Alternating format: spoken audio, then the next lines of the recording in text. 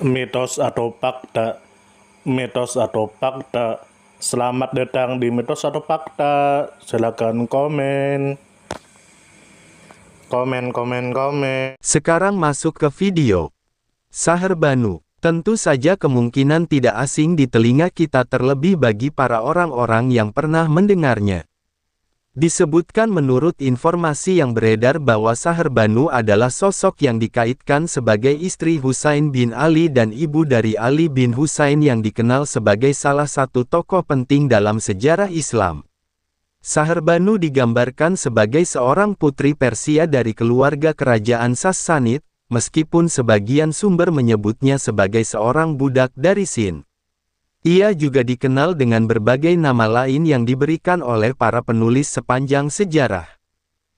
Kemudian menurut informasi yang beredar bahwa Sahar Banu disebut sebagai Putri Yazdegerd yang merupakan kaisar terakhir dari Kekaisaran Sassanid di Persia. Dalam tradisi Islam, Sahar Banu dinikahkan dengan Husain bin Ali, cucu Nabi Muhammad. Dari pernikahan tersebut lahir Ali bin Husain yang kemudian dikenal sebagai tokoh penting dalam silsilah keluarga Nabi Muhammad. Kemudian menurut informasi yang beredar bahwa riwayat mengenai keberadaan terakhir Sahar Banu beragam. Ada yang menyebut bahwa ia dimakamkan di Janat al-Baqi di Madinah, berdampingan dengan keluarga Nabi Muhammad. Ada pula tradisi yang mengaitkannya dengan sebuah kuil di kota Rey, Iran. Tempat tersebut kemudian menjadi tujuan ziarah masyarakat. Kemudian menurut informasi yang beredar bahwa Sahar Banu diyakini hidup pada abad ke-7 Masehi. Sebagian riwayat menyebutkan bahwa ia wafat pada tahun 659 Masehi setelah melahirkan Ali bin Husain. Riwayat lain menyatakan bahwa ia masih hidup hingga peristiwa Karbala pada tahun 680 Masehi.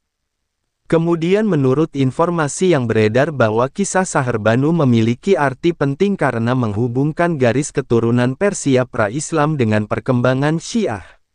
Sosok ini dipandang suci dalam tradisi Syiah dan terutama dihormati di Iran. Cerita tentang Sahar Banu juga menunjukkan adanya integrasi antara budaya Persia dengan tradisi Islam yang berkembang setelah penaklukan Persia.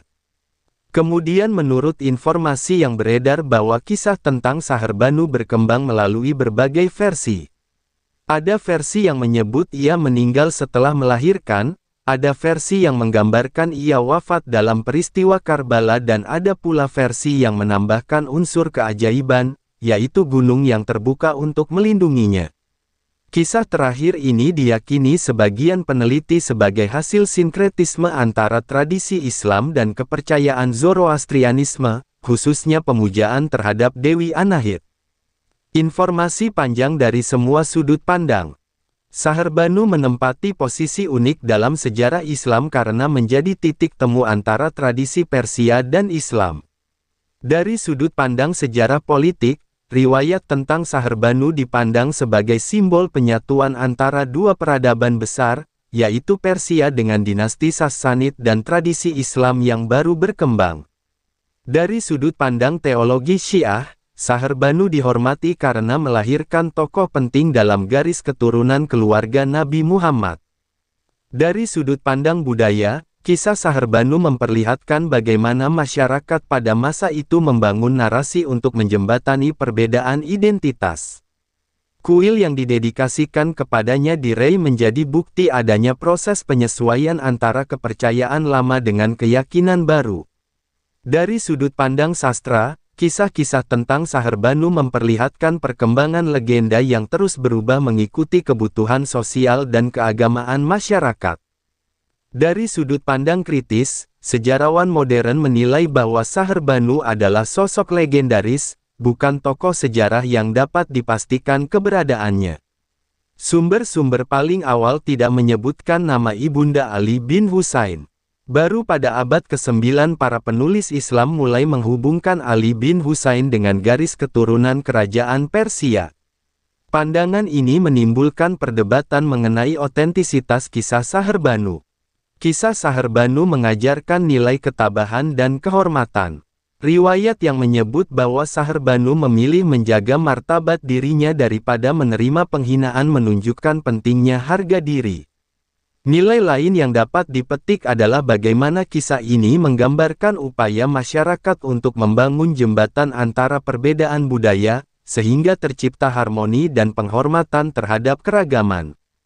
Kelebihan dari sosok Sahrbanu adalah perannya sebagai simbol penghubung antara dua peradaban besar, sehingga ia dihormati terutama oleh masyarakat Syiah di Iran. Kisahnya juga memperlihatkan bagaimana legenda bisa menguatkan identitas suatu kelompok keagamaan. Namun, kekurangannya terletak pada tidak jelasnya sumber sejarah yang sahih mengenai kehidupan dan kematiannya. Banyak riwayat yang bersifat kontradiktif, bahkan syarat dengan unsur mitos. Hal ini menyulitkan para sejarawan untuk memastikan keberadaan tokoh ini dalam catatan sejarah nyata.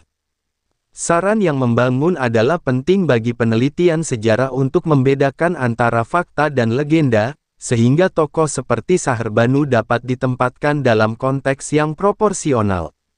Upaya ini akan membantu memperkaya pemahaman tentang bagaimana sejarah, budaya dan agama saling berinteraksi dalam membentuk identitas masyarakat. Sumber referensi Google Chrome dan ChatGPT.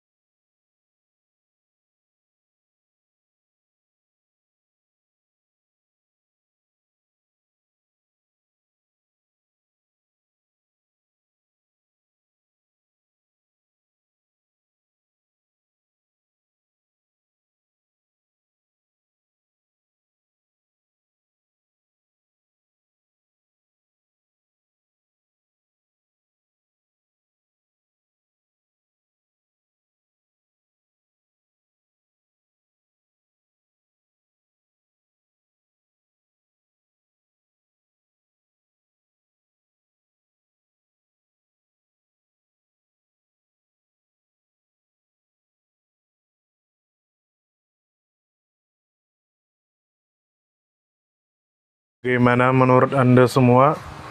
Apakah itu mitos atau fakta? Jika mitos, silakan tulis di kolom komentar. Dan jika fakta, silakan tulis di kolom komentar.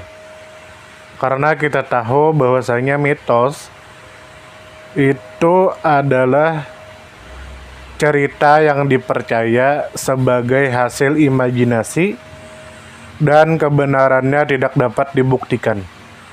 Sedangkan fakta adalah suatu peristiwa atau keadaan yang benar-benar terjadi dan dapat dibuktikan. Nah, jadi bagaimana menurut Anda semua? Apakah ini mitos atau fakta? Silakan tulis di kolom komentar.